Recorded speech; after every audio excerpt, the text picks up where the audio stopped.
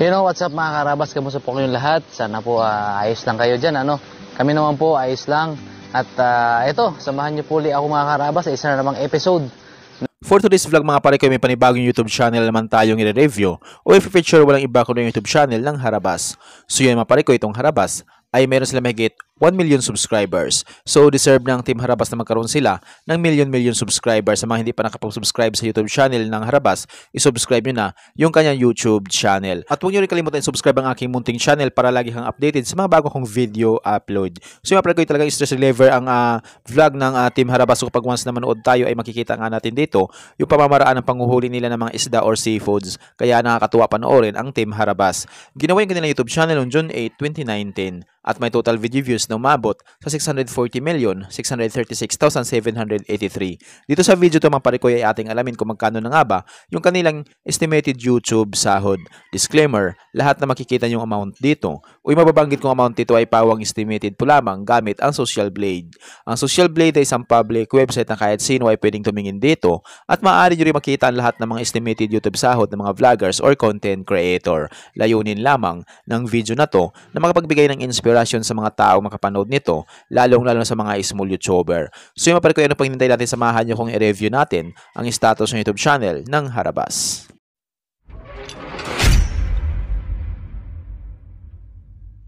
So yun mga pare ko, dito tayo sa official YouTube channel ng Team Harabas dito sa Social Blade. So itong Team Harabas ay meron sila mahigit 1.2 million subscribers. So deserve ng Team Harabas na magkaroon sila ng maraming subscribers sa kanilang YouTube channel. Sa mga hindi pa nakapag-subscribe sa YouTube channel ng Team Harabas, i-subscribe nyo na yung kanyang YouTube channel at huwag nyo kalimutan i-subscribe ang aking munting channel para lagi kang updated sa mga bago kong video uploads. At mayroon ng 3,800 uploads na video ang Team Harabas at yung kanilang total video views ay umabot na sa 641 million video views. So sobrang napakalaki na ng video views na nakuha ng Team Harabas. So deserve nila magkaroon ng maraming video views sa kanilang YouTube channel. Ginawa naman kanilang YouTube channel noong June 8, 2019. Total grade na nakuha ng letter B+. Social Blade rank ay pang 103,636. Subscriber rank ay pang 1,280 na ang Harabas. Video views rank ay pang 32,548. Country rank ay pang 270 na sila dito sa Pilipinas bilang isang vlogger. So yun mga pare ko, dito sa kanilang last 14 days, so walang pumasok na subscribers sa Team Harabas at may total video views sila na umabot sa 2.1 million video views. At kumita ito ng $569 up to $9,100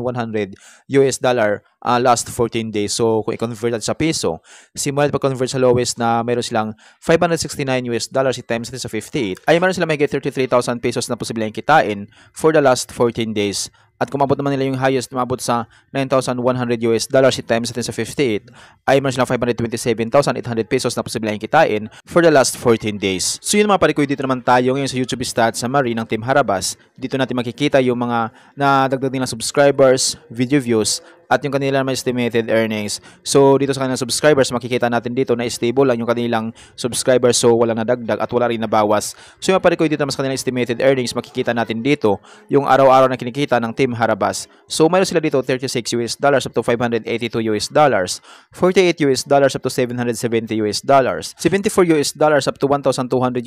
So yan yung posibleng kinikita ng Team Harabas sa kanilang YouTube channel araw-araw. Pero yung titingnan natin dito mga parikoy ay yung kanilang pinaka-daily average at weekly average. So yun mga parikoy, dito naman tayo ngayon sa kanilang daily average. So makikita natin dito na walang nadagdag na subscribers at yung kanilang video views ay meron silang 167,736.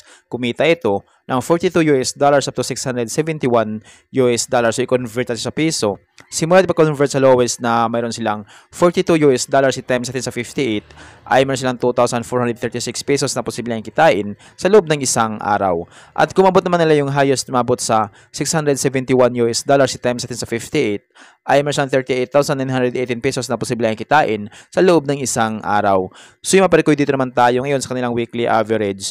So sa kanilang weekly average, so wala rin nadagdag na subscribers at may total video views sila na umabot sa 1,234,190. Kumita ito ng $309 up to $4,900. I-convert natin sa piso. Simula pag-convert sa lowest na mayroon silang $309 i-times natin sa 58 ay meron silang 17,922 pesos na posibleng kitain sa loob ng isang linggo.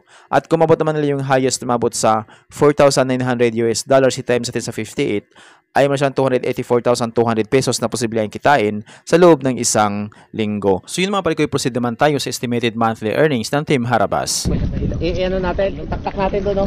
Doon sa tabi. Tara doon sa tabi. Ano pa? Marami pa ito naman. May naman pa ito. Kailangan ilagay natin sa sako yung sobrang daming sukal na yan. Saka dapat to sa tabi ito ilagay yung sukal. So yun mga parikoy, dito naman tayo ngayon sa kanilang estimated monthly earnings. Disclaimer po lamang mga parikoy, ang video na ito ay layunin lamang na makapagbigay ng inspirasyon sa mga taong makapanood nito, lalong-lalo sa mga small YouTuber. Lahat na makikita nyo amount dito o yung mababanggit kong amount dito ay pawang estimated po lamang gamit ang Social Blade. Ang Social Blade ay isang public website na kahit sino ay pwedeng tumingin dito at maaari nyo rin makita ang lahat ng mga estimated YouTube sahod ng mga vloggers or content creator.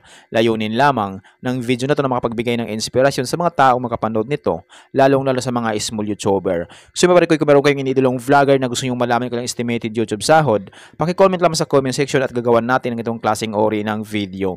So maparikoy, dito sa kanilang estimated monthly earnings, makikita natin dito na walang nadagdag na subscribers at may total video views na umabot sa 5,032,084. So yun yung nakuha nilang video views sa loob ng isang buwan at kumita ito ng $1,300 up to $20,000.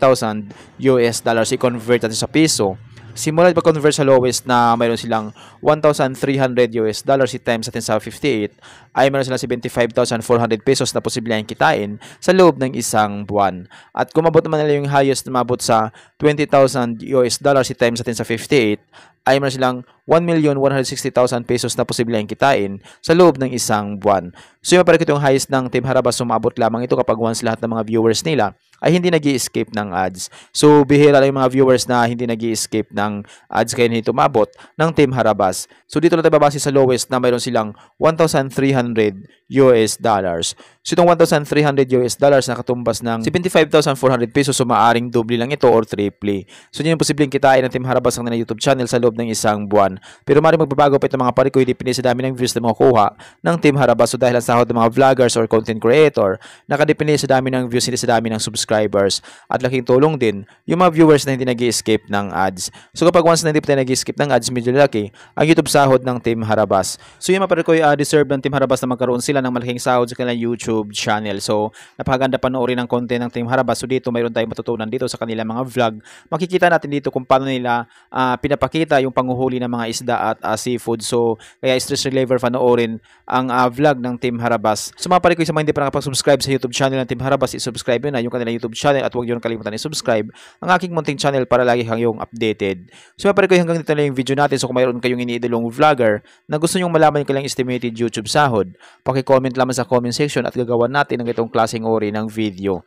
At kung nagustuhan nyo ang video ito mga parikoy, huwag nyo po sanang kalimutan mag-like, share at mag-subscribe sa munting channel na ito. Once again, this is Kabady Vlog. Peace out.